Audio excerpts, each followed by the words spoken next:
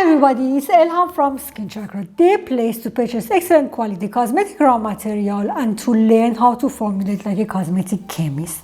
And today Svetlana and I are going to show you how to make this rather simple mini kiss emulsion with pain relief and anti-inflammatory properties. The active ingredients here are curcuma longa, CO2 extract, arnica oil, St. John's wort oil, black cumin CO2 extract, and wintergreen rosemary and lavender essential oil. All of them are known for their pain relief properties.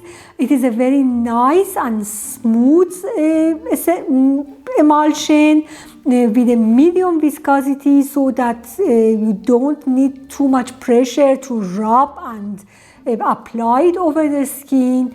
And the procedure and the formulation are rather simple and straightforward.